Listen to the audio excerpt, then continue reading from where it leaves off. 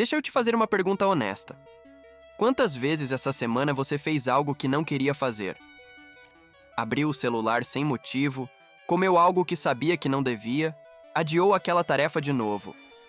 E depois ficou com aquela sensação ruim, aquele "por que eu fiz isso de novo?".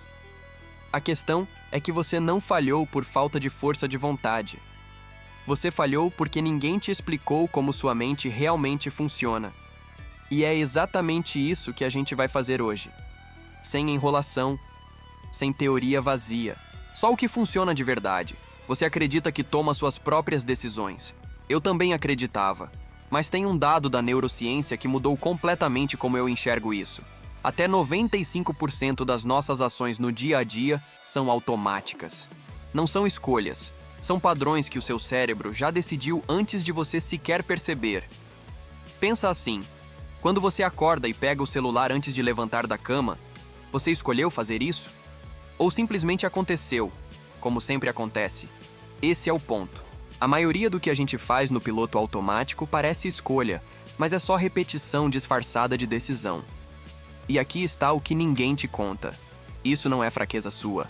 É biologia. O cérebro automatiza comportamentos para economizar energia. O problema é que ele automatiza os bons e os destrutivos do mesmo jeito, sem julgamento nenhum. Quando você entende isso, para de se culpar e começa a agir de forma diferente. Porque o jogo muda quando você para de lutar contra si mesmo e começa a entender as regras. Seu cérebro não foi feito para te deixar feliz. Foi feito para te manter vivo. E essa diferença importa muito mais do que parece. Todo impulso que você sente, aquela vontade de checar o celular, de comer algo gostoso, de evitar uma conversa difícil, é o seu cérebro executando uma instrução antiga. Uma instrução que foi muito útil quando o ser humano precisava sobreviver na savana, mas que hoje te sabota mais do que te ajuda. A dopamina é o exemplo mais claro disso. Todo mundo fala dela como se fosse o hormônio do prazer. Mas na verdade, ela é o hormônio da antecipação. Ela dispara antes do prazer, na expectativa dele. É por isso que rolar o feed é tão difícil de parar. Você não está curtindo o conteúdo, está caçando o próximo estímulo. E seu cérebro adora essa caça. O ponto aqui não é demonizar o cérebro. É entender que você está jogando contra um sistema muito bem calibrado. E para ganhar desse sistema, você precisa conhecer as regras dele melhor do que ele mesmo. Em 2017, um ex-executivo do Google, chamado Tristan Harris, foi ao Congresso americano dizer uma coisa simples e perturbadora. As maiores empresas de tecnologia do mundo contratam psicólogos comportamentais não para melhorar sua vida, para sequestrar sua atenção. Cada notificação, cada autoplay, cada feed infinito foi desenhado com um único objetivo: te manter dentro do aplicativo o máximo de tempo possível. Isso não é teoria. É o modelo de negócio deles. A técnica principal se chama reforço de razão variável. É o mesmo mecanismo que faz as pessoas ficarem horas numa máquina caça-níquel. Você não sabe quando vai aparecer algo interessante, então continua rolando. O cérebro interpreta essa incerteza como recompensa em potencial e libera dopamina na antecipação. Você fica viciado na busca, não no conteúdo. O que me incomoda nisso tudo é o seguinte: essas empresas estudaram sua psicologia muito mais do que você mesmo estudou. E usaram esse conhecimento contra você. Reconhecer isso não resolve tudo, mas tira o poder que o mecanismo tem quando opera no escuro. Marco Aurélio era imperador de Roma, tinha poder absoluto, riqueza ilimitada e poderia fazer literalmente o que quisesse.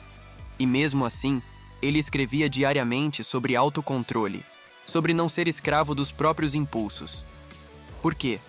Porque ele sabia que o maior inimigo de qualquer pessoa não está do lado de fora, está dentro da cabeça. O estoicismo não é filosofia de monge. É uma tecnologia mental que os romanos desenvolveram para funcionar sob pressão. E o interessante é que a neurociência moderna veio confirmar o que eles já praticavam há 2000 anos. Quando você pratica autoconsciência, quando para antes de reagir e se pergunta, isso é uma resposta ou uma reação? Você está literalmente ativando o córtex pré-frontal, a parte do cérebro responsável por decisões racionais. E ao mesmo tempo diminuindo a influência do sistema límbico, que é onde os impulsos nascem. Em termos simples, o estoicismo treina o músculo que o seu cérebro mais precisa desenvolver hoje. E a melhor parte é que qualquer pessoa pode fazer isso, começando agora, sem precisar de nada além de atenção. Tem um ciclo que quase todo mundo vive e quase ninguém percebe: desejo, ação, satisfação, arrependimento. E de novo: desejo, ação, satisfação, arrependimento. O fast food, o scroll infinito, a procrastinação, a série que você disse que ia parar no episódio anterior. Todos seguem esse mesmo ciclo. E cada vez que você completa esse ciclo, as conexões neurais que sustentam aquele comportamento ficam mais fortes, mais automáticas, mais difíceis de ignorar. O problema não é o prazer em si. O problema é o prazer sem consciência.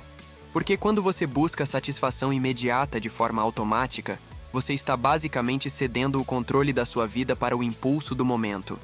E aqui está o que muda tudo. O impulso não é o inimigo. Ele é uma informação.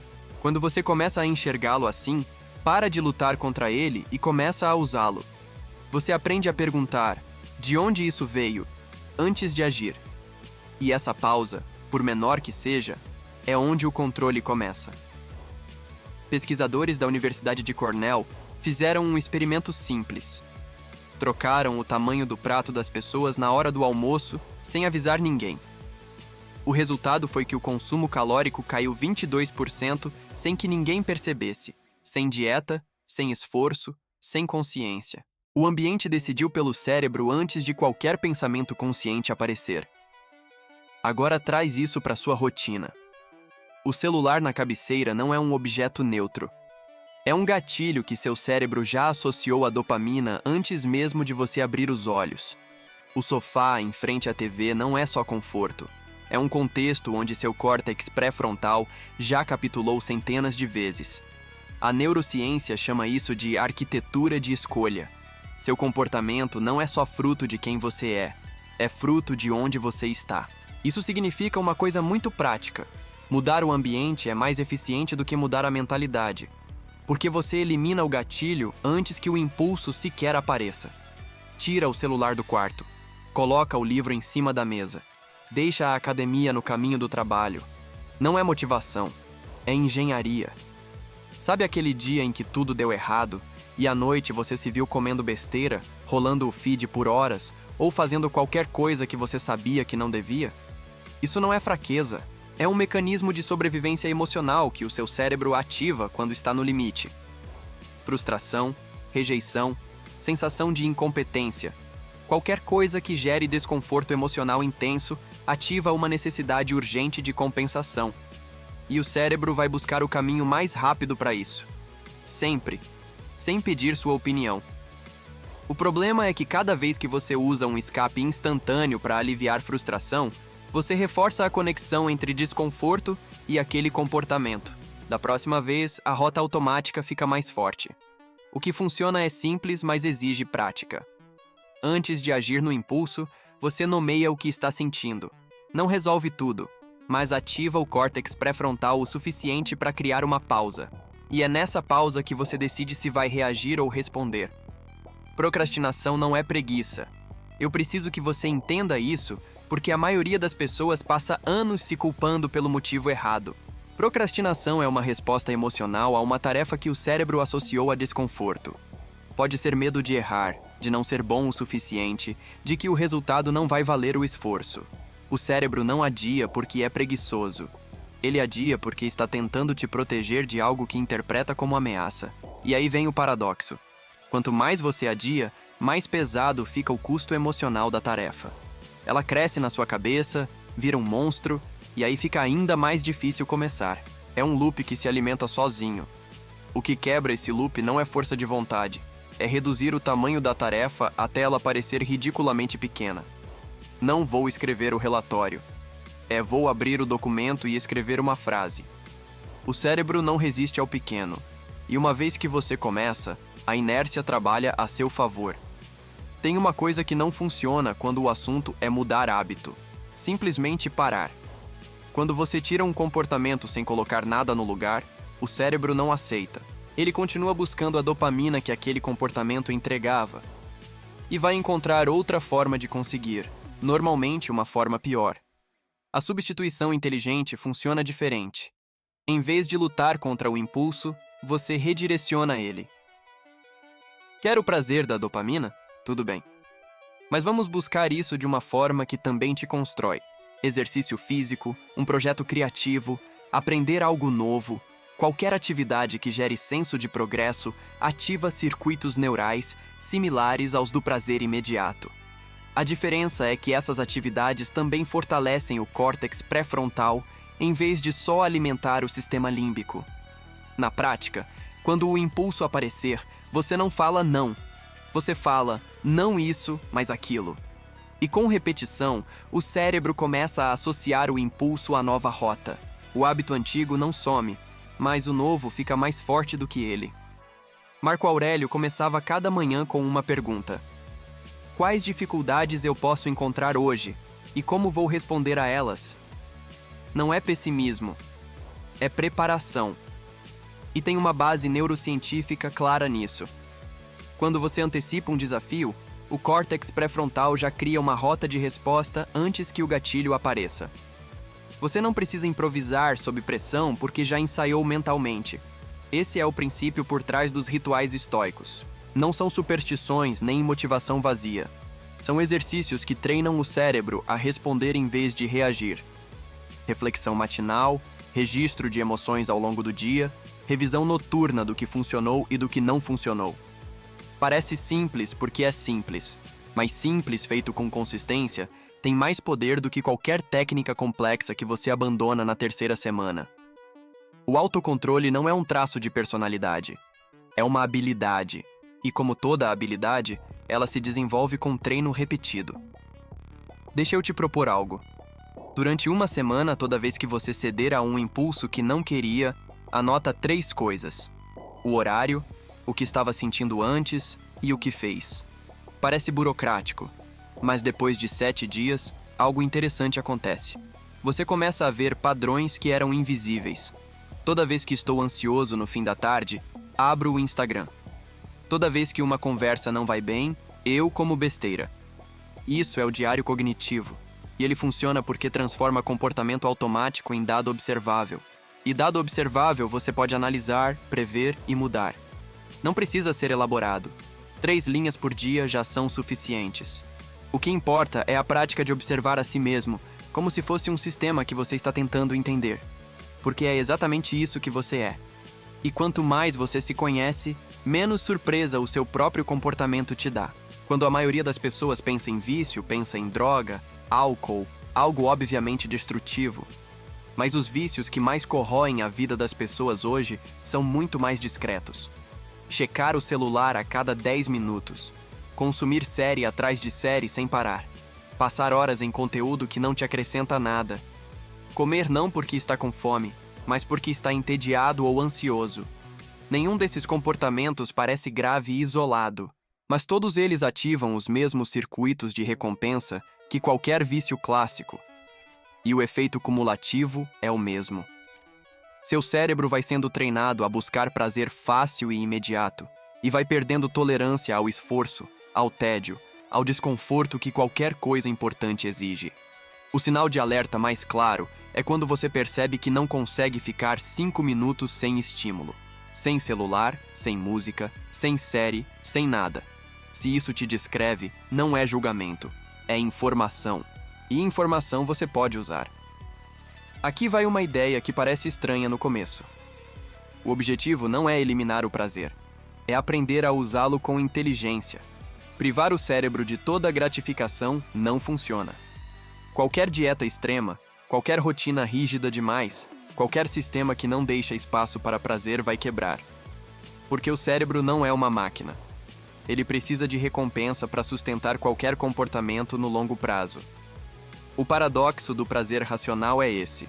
Quando você para de tratar o prazer como inimigo e começa a tratá-lo como ferramenta, o autocontrole fica muito mais fácil. Você programa recompensas conscientes. Você decide quando e como vai se permitir prazer, em vez de reagir ao impulso quando ele aparece. Isso muda completamente a dinâmica. Você não está se privando, você está escolhendo. E essa diferença entre privação e escolha é exatamente o que separa a disciplina de tortura. Chega de teoria.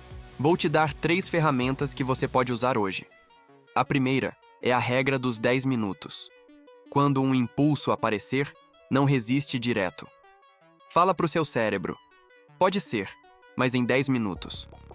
A intensidade do impulso cai em até 60% nesse intervalo. Na maioria das vezes ele passa. E quando não passa, pelo menos você age com consciência, não no automático. A segunda é o plano se, então. Em vez de depender de motivação na hora, você pré-programa a resposta. Se eu sentir vontade de abrir o Instagram antes de trabalhar, então vou escrever 3 linhas no meu diário primeiro. Estudos mostram que esse tipo de intenção aumenta em até 300% a chance de você seguir com o que planejou. Você está usando automatização a seu favor em vez de contra você. A terceira é aumentar o atrito do impulso. O cérebro evita esforço. Então você torna o comportamento destrutivo mais difícil de acessar. Deleta o app e reinstala quando quiser usar. Deixa o controle remoto em outro cômodo. Tira o doce da vista. Parece ridiculamente simples. Funciona porque é simples. Nenhuma dessas técnicas exige força de vontade. Exige design. Você para de lutar contra a mente e começa a construir o ambiente onde a escolha certa é sempre a mais fácil. Sabe o que é mais perturbador em tudo que a gente conversou hoje? A maioria das pessoas vai continuar exatamente do mesmo jeito. Não por falta de informação, por falta de decisão. Você agora sabe como os impulsos funcionam. Sabe que o ambiente te molda.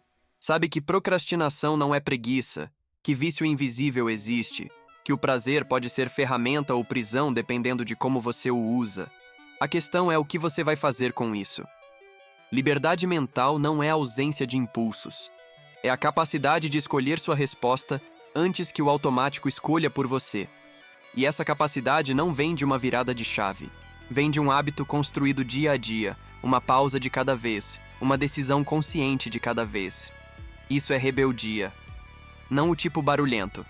O tipo silencioso que transforma quem você é de dentro para fora. E começa agora, com a próxima escolha que você fizer.